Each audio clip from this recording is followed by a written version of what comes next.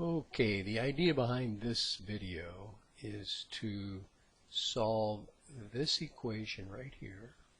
It's in a section where we've been using the double angle formula, but for most of these we've been going the other direction, converting sine 2x to 2 sine x cosine x. Well, for problem number 13, we're going to go in the other direction. And then we're going to see some other techniques that make sense when you leave 2x as part of your solution. So here we go. Here's our original equation.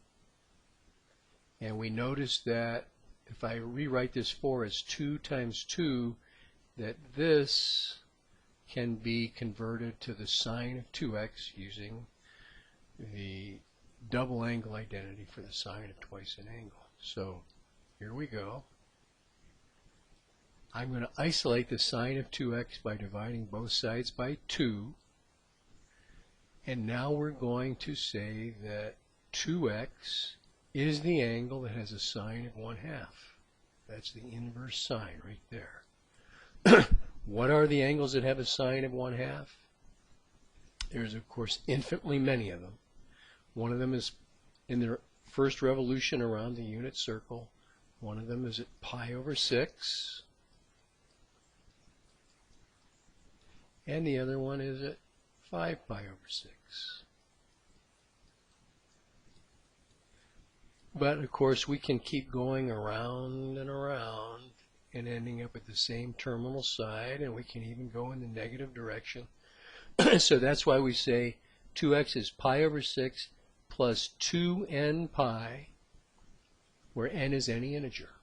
That's all these revolutions. Or 2x is 5 pi over 6 plus 2n pi, and any integer.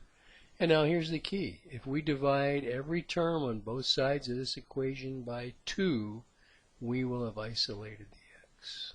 So pi over 6 divided by 2, or multiplied by 1/2, is pi over 12.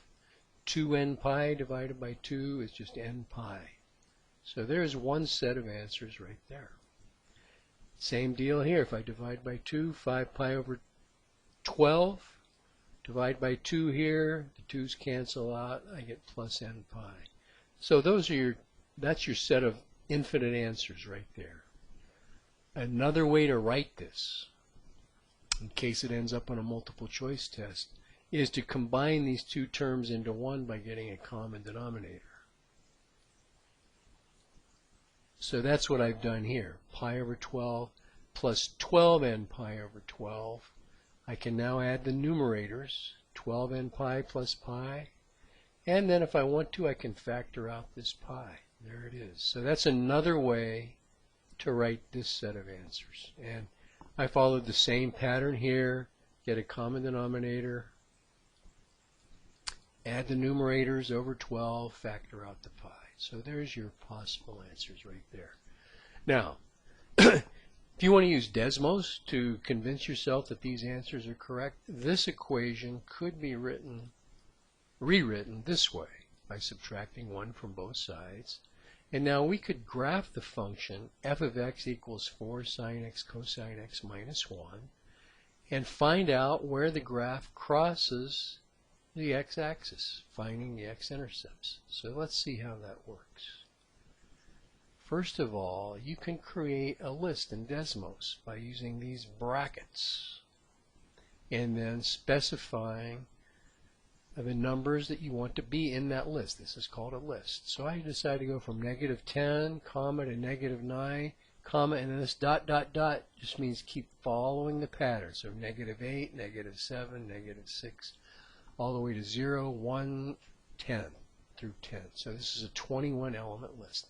There's the original function, and I want to find out what these points are right here. There's the pi over 12 and the 5 pi over 12, but I want to be able to add on multiples of n pi, and I'd like to be able to do it as just a set of points. So here's pi over 12 plus n pi. That n there means let n take on the values from -10 to -9 all the way up to 10. and then take f of that same expression, and there are the points where this equation is equal to 0, or where this function is equal to 0. Well, that's some of them. Here's the other set, 5 pi over 12. And if I want to label it, there they are. So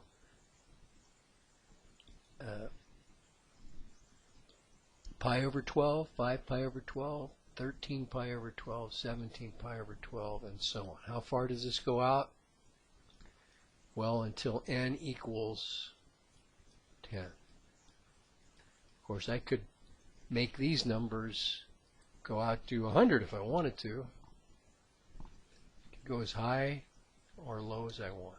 Okay, and then here is another way to write those points with that formula right there. Let's go back to home base. I want to take these labels off. There you go. I'll label these.